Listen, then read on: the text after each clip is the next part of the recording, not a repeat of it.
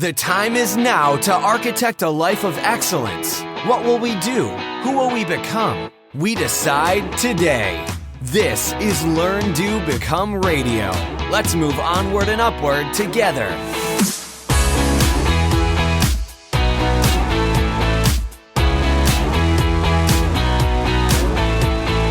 Hello friends, and welcome to Learn, Do, Become Radio. I'm April Perry, and I'm actually flying solo today.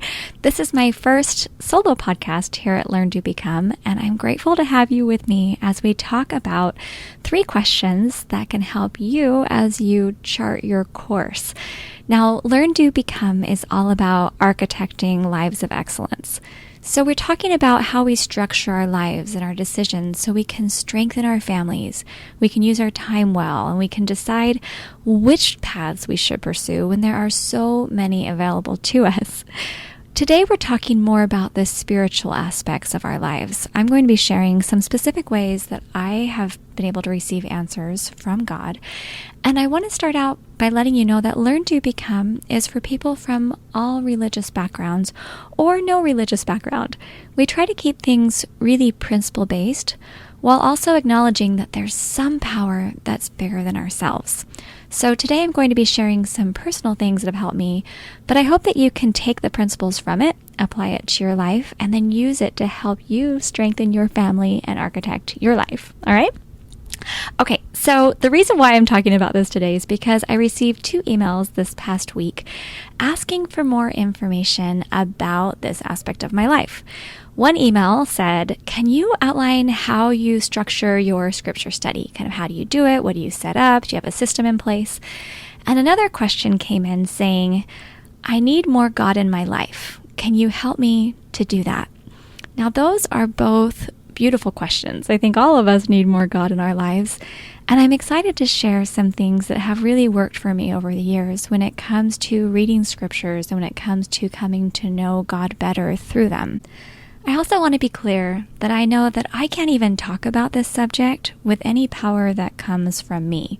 I know it can only come from God. And so I've done my best to really pray about this and to ask for God's help as I talk with you. So thank you guys so much.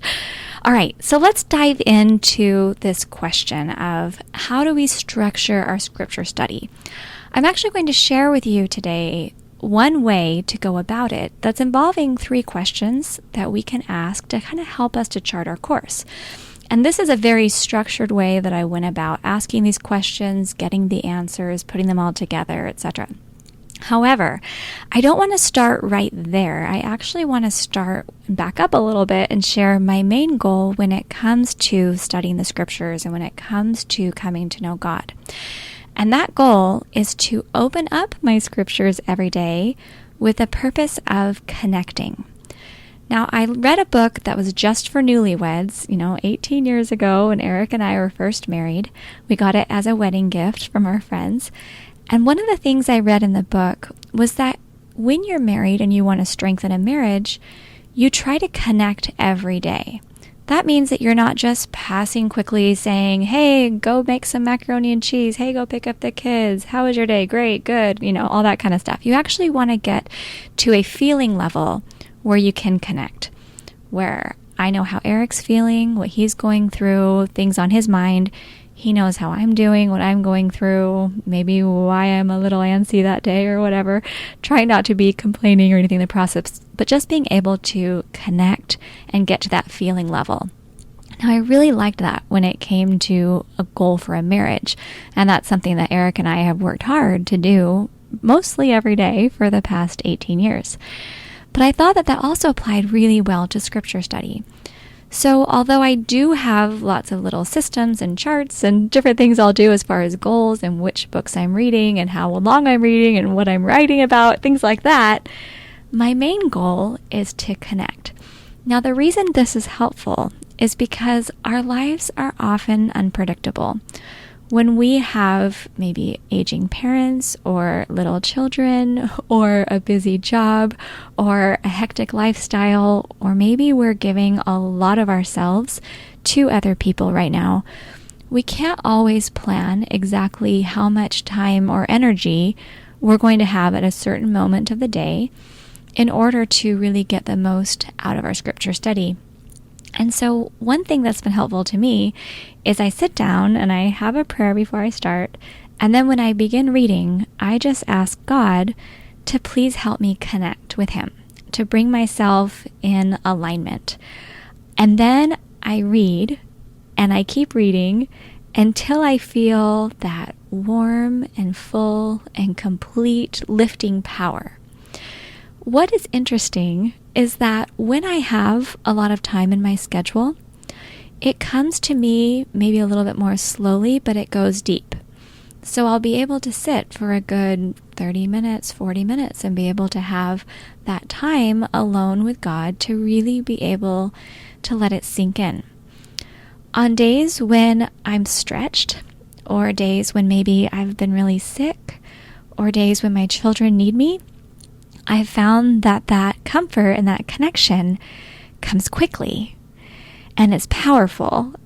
And it's been amazing for me to see that God acknowledges that I don't always have as much time as I wish, but that He'll connect with me every single time that I come to Him to connect.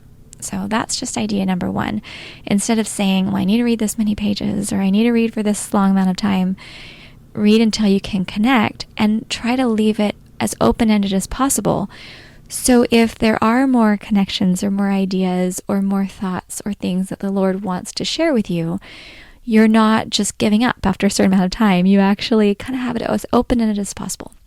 That has been huge and has been such a blessing to me. All right, another idea that we're going to talk about before I dive into these 3 specific questions is the idea about asking questions at all. I found that whenever I can go to my scripture study with a question in mind, something that I want to learn or something I need to know, that all of my questions are answered. I wrote about this actually on a little family blog about 5 years ago, and I'm just going to read a portion of it that I hope will be helpful. All right, here we go. The fact is that I am just not smart enough to know how to handle all the challenges and opportunities that come my way. I have a family who deals with real-life issues. I'm building a platform online. I'm often placed in circumstances where I become painfully aware of my weaknesses. Sometimes it's enough to send me back to bed before we've even gotten through breakfast. However, this is where the Lord comes in. I know that He's willing to teach me everything I need to know, but I have to ask the right questions first. I decided to write down all my questions in a Google Doc. That way, they're password protected, they're available from any computer, and I can easily record the answers that I receive to those questions. Okay, so what kinds of questions do I write down? Here are some examples. How do I get more physical energy so I'm not always exhausted by my children? How can I better learn which questions to ask? I actually love that question. How can I increase the power of my prayers? How can I be a better example of faith? How can I learn the mysteries of the scriptures and better learn to teach through them? What is the best way for me to record all I am learning and writing and doing? How can my husband and I truly become one in all things? Who, specifically, do I need to bless and love that is within my sphere of influence? What do I need to do to refine the time that I spend each day? How can I help my children to know they're winners without simply teaching them the goal is to be better than everyone else? And what can I do about blank, a current problem that's perplexing me? The 2 guidelines I have for my questions are that they have to be about things that are essential in life, and they need to be phrased in a way that puts the responsibility on me. So, for example, I wouldn't ask the question like, why me? At the time that I wrote this blog post, I had about 40 questions. And then what I did was take about 1 question each week or so, and then study that topic during my morning scripture study. I read scriptures related to that topic. I studied the words of those who already knew the answers to those kinds of things. And then I prayed to the Lord for inspiration. Now here's the best part. When I first typed out my questions, They all felt overwhelming. I remember initially looking at my list and thinking, how can I ever know all this? But then something interesting started happening. Each day as I would study and pray, I would receive a little more light. Sometimes I had to study the same question several times before the answer started to make sense. And sometimes the answer would come clearly and powerfully the first time I studied the topic. And I would have tears running down my cheeks as I typed the answers that I felt coming straight to my mind and heart. The point is that I have received answers to every single question. Now, when I add a question to my list at this point, I have full confidence that it will be answered. And that's an amazing feeling. The answers do not always come the way I expect or the way I would like, but they're answered fully enough that I know that God is communicating to me in a way that I can understand and apply. There are so many wonderful things that each of us can do while we're here. I don't want to waste my time feeling sorry for myself or frustrated with my inadequacies or distracted by things that don't really matter. I want to pay close attention to what's happening around me. I want to ask God for wisdom, and I want to do whatever I can to serve Him. All right, that's the end of the excerpt from the blog post. Now, one more thing that I'll add is that learning to record my questions and study those questions has become such a habit that it's something I just kind of do naturally now. I've actually been using Evernote lately, and I have a whole notebook for my scripture study as a scripture journal. And I'll record a question in there in the morning, and I'll do research, and I'll take screenshots, and I'll gather quotes and ideas and thoughts. And I'll put all of that together where now I'm starting to build up this entire library full of different answers that I've received from God. Now, one of the most precious answers is one that I have been searching for more than 10 years. So there was a challenge that I experienced about 10 years ago, and I wrote down the question asking the Lord for help. And I kept going back to that question and getting little pieces of answers, a little bit here, a little bit there, and every year I was revisiting that question, trying to get more and more light. Now, the question wasn't answered all at once, and the problem wasn't solved all at once. But what's amazing is just recently, that problem actually has been solved. And I look back over the past 10 years at the answers the Lord gave me little by little, and I'm amazed at how He's given me exactly what I needed when I needed it. I was actually reading the book The Hiding Place to my children recently by Corrie ten Boom, and she and her sister and father had all been arrested. They were living in Holland, and this was during World War II.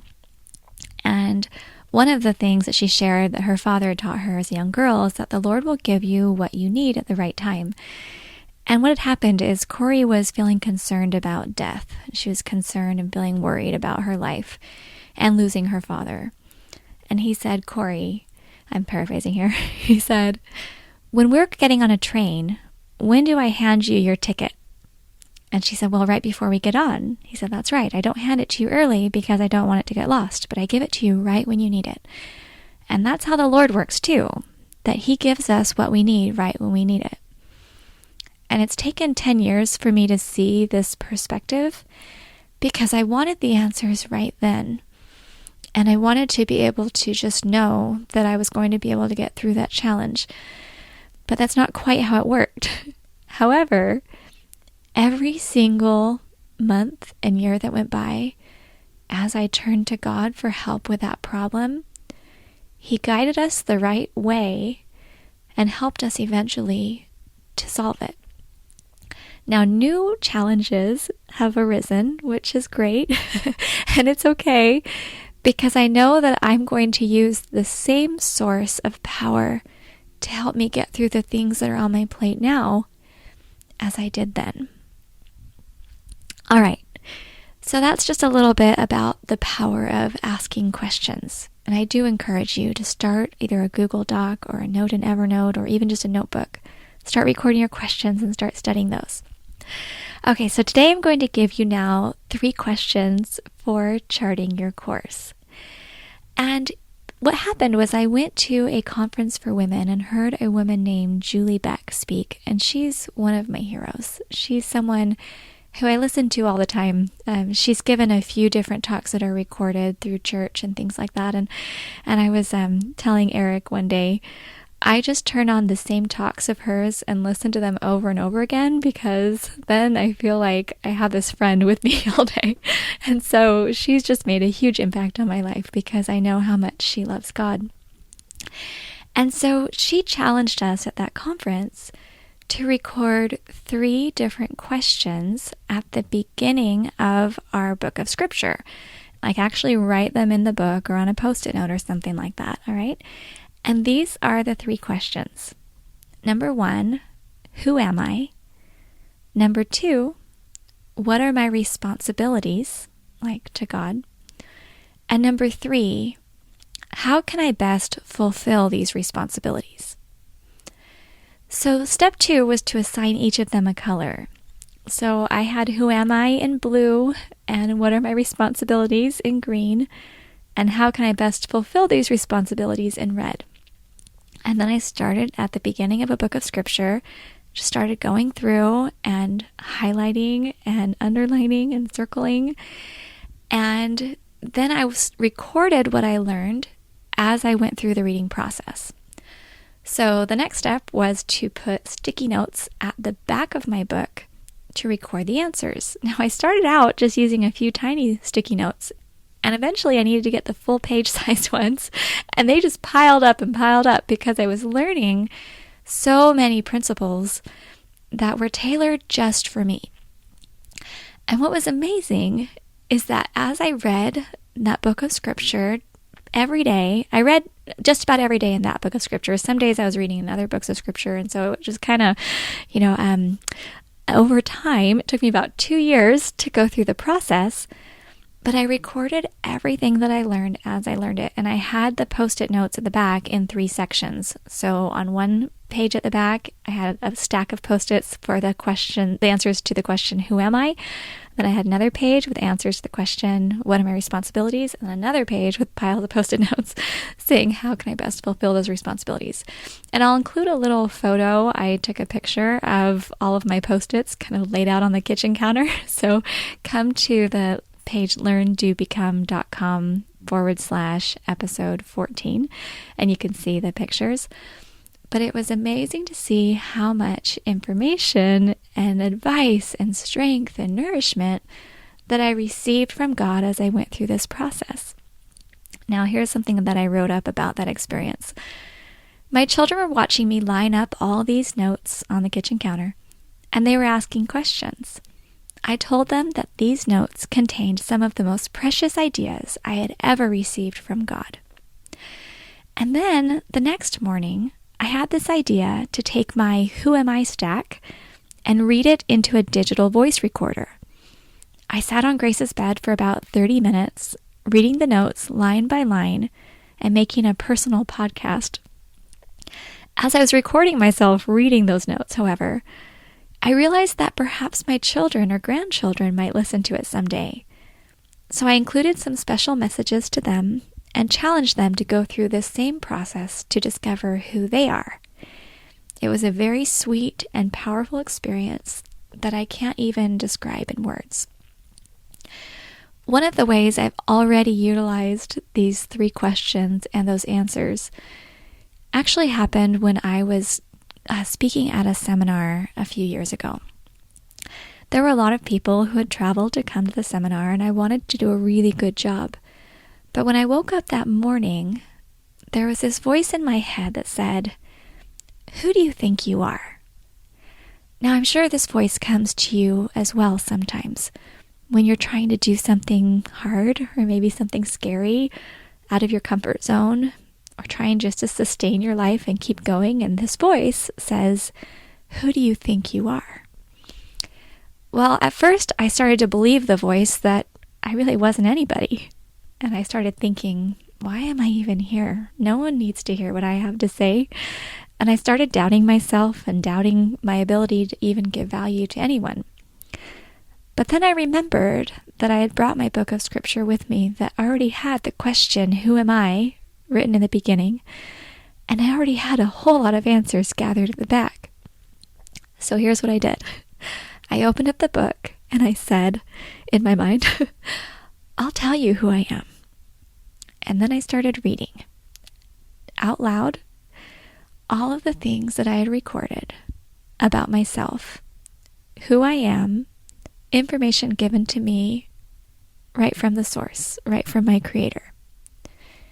That was one of the most beautiful experiences in my life, because I knew that my months and months and years of study and asking God to help me know who I am had helped me to be able to record those answers that gave me strength when I needed them. I was sharing the idea of these 3 questions in a church meeting a few months ago. Eric and I were asked to speak together, and a friend of ours came up afterwards and he said, "Thank you so much for sharing those questions, because I need that in my life right now." He just retired. Their family was doing well financially. He really didn't have anything that needed him every day, and he was ready for this new chapter of his life. So he said, "I'm going to go through and I'm going to ask those questions and I'm going to get the answers." And I was so excited seeing the light in his eyes and how excited he was to make that happen, because I could already feel the power that was going to come to him as he went to the source to ask. And I feel the same excitement for you, although I'm sitting here cross-legged on the floor in my daughter's bedroom right now as I'm recording. I'm hopeful that this message and this idea will spark something in you, and you can start this process. I'm reading a book called None Like Him by Jen Wilkin, and it's a great book. She's done a beautiful job with it. It's written very much from a Christian perspective. And here's a quote that she included. "When we lose sight of the majesty of God, we invariably fill the gap in our vision with the fable of the majesty of someone else. We revere a spouse or a leader. We worship our children or a friend. We even give reverence and awe to ourselves." And I love how she pointed that out, that sometimes we start thinking that we have power, or a friend or child or some other human on earth has the ability to guide us and lead us, when really we just need to gain that sight again of the majesty of God. There's a lot of things going on personally for me right now that are hard. It's really outside my comfort zone to be growing Learn, Do, Become, and to be running podcasts and to be writing books and doing all of these different activities that I'm doing. Really, I just enjoy being with my children and my husband and my parents, and I enjoy being able to be a wife and mother and a neighbor. And I like doing work behind the scenes. It's really hard for me to do work out in front of people.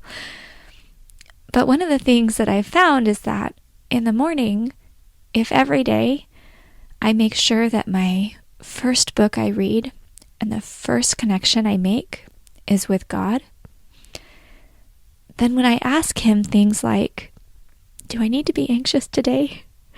Or, "Is it possible for me to get through this challenge?"